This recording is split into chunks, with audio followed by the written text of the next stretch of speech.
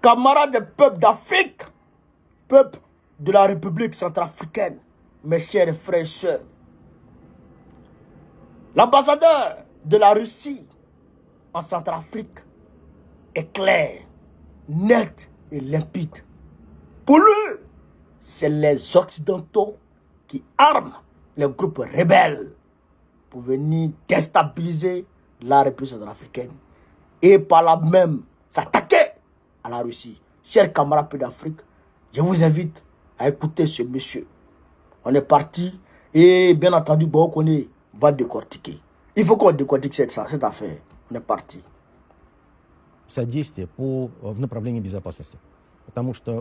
La question de la sécurité est complexe. La situation évolue dans le bon sens, mais nous ne pouvons pas dire que nous avons désamorcé le problème, car il y a des formations armées illégales qui seraient entraînées et approvisionnées par des représentants occidentaux.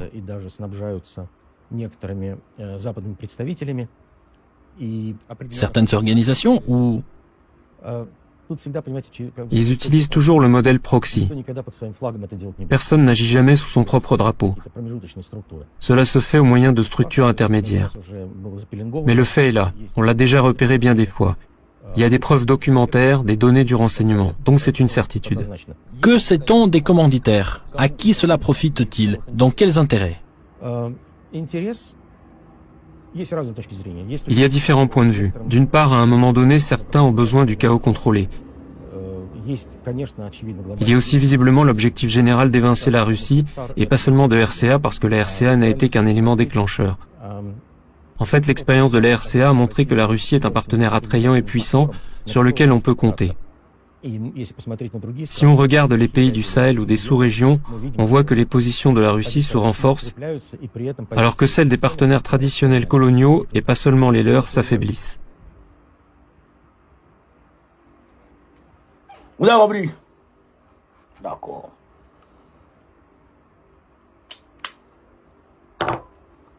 C'est clair. Ils agissent sous de faux drapeaux. Ils utilisent le modèle proxy. Ouais. Les preuves documentaires sont là.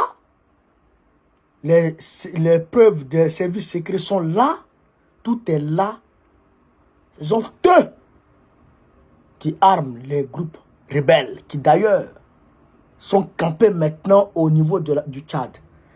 Et ça, aujourd'hui, le rapprochement entre la Russie et le Tchad, ça va beaucoup arranger le peuple africain de Centrafrique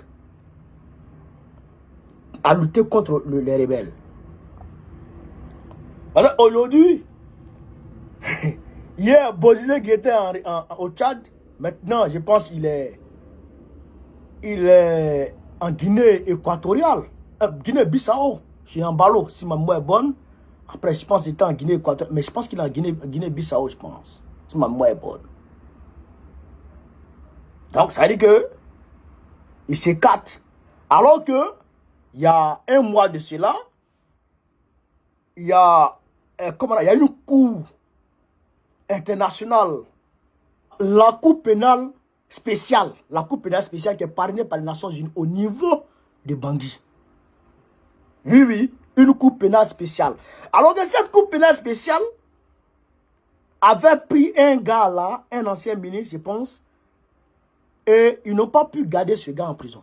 C'est comme la Cour pénale internationale. La prison de la Cour pénale internationale, c'est la prison de Chivezegen. Je ne sais pas si je prononce bien. En tout cas, prenez un léger, mais en tout cas, c'est Chivezegen. C'est là-bas le président Gbagbo était. Donc, eux, leur prison là, c'est pas sécurisé. Les gens peuvent aller extirper des gens là-bas. Donc, ils ont lancé malade dans le compte de Bozizé pour faire devenir Bozizé à Bangui. Alors que Bozizé, avant d'être chef rebelle, il est chef de tribu. Il est chef de tribu et il est chef de parti politique. Donc, il a encore ses militants qui sont un peu tapis dans l'ombre. Il y a beaucoup qui l'ont quitté du fait de ses velléités de déstabilisation du pays. Il y a beaucoup qui l'ont quitté. Naturellement, aujourd'hui, le président Touadéra est, on va dire, à 70% majoritaire en Centrafrique. S'il y a élection, il frappe et puis il avance. Il n'y a rien à faire. Comprenez? Vous comprenez? Mais quand même, il y a une minorité qui est encore avec Bozizé qui peut quand même, comment on appelle ça, créer un tohu-bohi, un vacarme, qui peut créer en tout cas la pagaille en République africaine. Vous comprenez ça? Donc il faut faire venir Bozizé. C'est pourquoi ils ont lancé un mandat d'arrêt pour venir. Alors que la Russie est en train de faire un rapprochement entre le Tchad et la République africaine d'une part, et d'autre part, entre le Tchad et le Niger, et puis tout le Sahel. Niger, Mali, Burkina. Et en même temps, de l'autre côté, Tchad, Centrafrique. Parce que le Tchad, là, c'est la jonction entre l'Afrique centrale et l'Afrique de l'Ouest, au niveau du Sahel. C'est la jonction. Après Tchad, Soudan, Gabon, Cameroun, République centrafrique. Donc, tu rentres en même temps en Afrique centrale, la CEMAC. Vous comprenez ça? Donc, le Tchad était carrefour.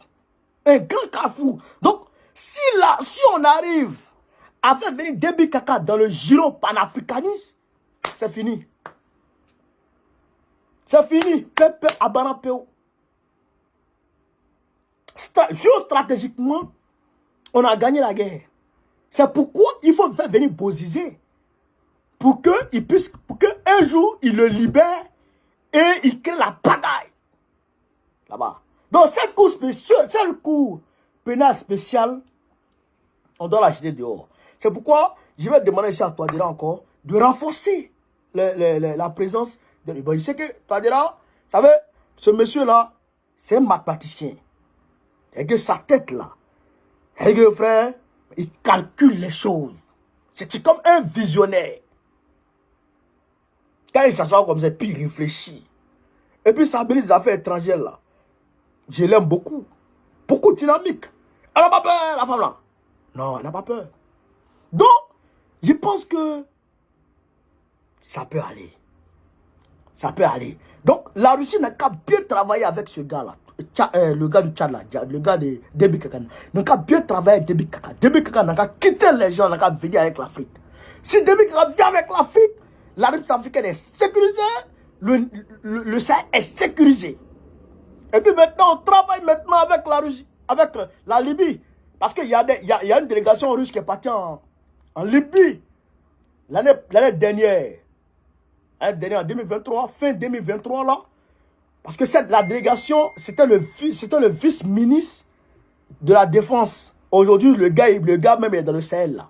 Là, il est dans le Sahel. Tout à l'heure, je l'ai vu avec, comment il s'appelle, le président Abdelmadjid Tchani, il a reçu. Après même, le gars, il est venu au Mali. Ouais, je l'ai vu là. Donc, il est parti comment on appelle ça? Il est parti en Libye.